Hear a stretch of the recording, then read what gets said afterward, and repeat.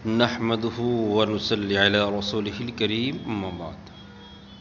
সম্মানিত সুধী, ফুরফুরা শরীফের পীরজাদা একজন আছেন, উনি দোয়া করলেই দোয়া কবুল।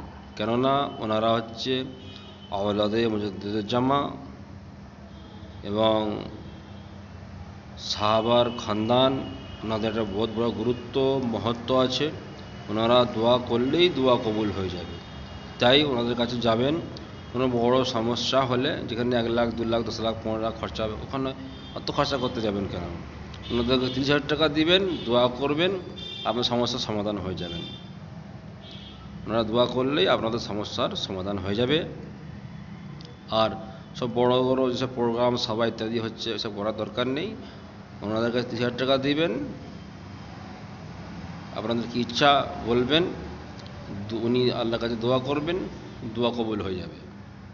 উনি কেন পীর সাহেব, আওলাদে মুজাদ্দিদুল জামা, ওনাদের অনেক উপাধি আছে, ঠিক আছে? তো ওনার বক্তব্যটা একটু শুনবেন, বুঝে যাবে তাহলে, ঠিক আছে?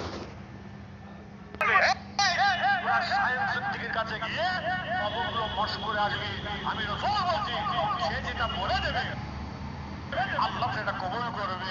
আরেকবার জোরে বলা যায় না? হবে না? বন্ধ করতে সবাই চাইছেন? ওই হাতটা তুলে দেখান। সবাই চাইছে? তাহলে তিনি আমাকে যত বাড়াবে বাড়তে থাকবে। 30 না দিলে বন্ধ করবো। হাফ আসমান আর জমিনে হাফে রেখে দেবো। মাল দেবে, আল্লাহ করে কবুল করলাম। 30 দেবে, একদম ডাইরেক্ট কবুল। আর এখানে মিডিলে এইটা পার হবে না, এটা পার করতে দেবো।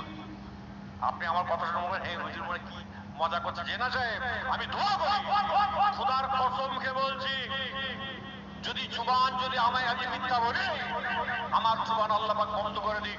আমি আল্লাহ পাকের শুকর আদায় করে, আমি অহংকার নয়, তাকাব্বুর নয়, আজকে আমার আব্বাজান দুনিয়া থেকে যাওয়ার পরে তার মুরিদ মুতাকিদিনরা আমার রাসূল বলে দিয়েছেন, এই তোরা সায়েন্স সিদ্দিকীর কাছে গিয়ে কবরগুলো মস্ক করে আসবি।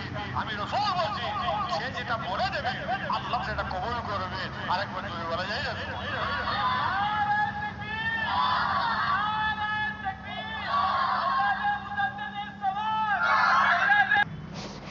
ইনি হলেন পীরজাদা সাহেব। ইনি দোয়া করলে দোয়াটা কবুল হয়ে যাবে। তাই যারা বড় বড় বিপদে পড়ছেন, প্রচুর টাকার খরচার বিষয়, ওনাকে 30,000 টাকা দিবেন আর দোয়া করতে বলবেন, সমস্যার সমাধান হয়ে যাবে। কেন ওনারা হচ্ছে কুরাইশ বংশ, সিদ্দিকী, আওলাদে মুজাদ্দিদুল জামা,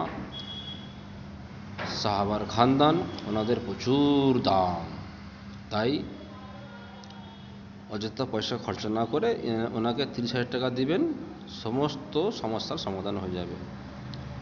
আর যদি সমস্যার সমাধান না হয়, তাহলে ভাবতে হবে ওনাদের কত সম্মান। আর যদি আর সমাধান হয়ে যায়, তাহলে আরও সম্মান। এটা আপনারা বিবেচনা করবেন, ওনাদের কথার সঙ্গে মিল আসছে না নেই। আর যদি কথার সঙ্গে মিল থাকে তাহলে ভালো, আর কথার সঙ্গে মিল না যদি না থাকে, তাহলে হাদিসে ওই সমস্ত ব্যক্তি কি বলা হয়েছে, এটা আপনারা দেখে নেবেন বা জেনে নেবেন। আল্লাহ পাক সকলকে সঠিক বুঝদান করুন, আমিন।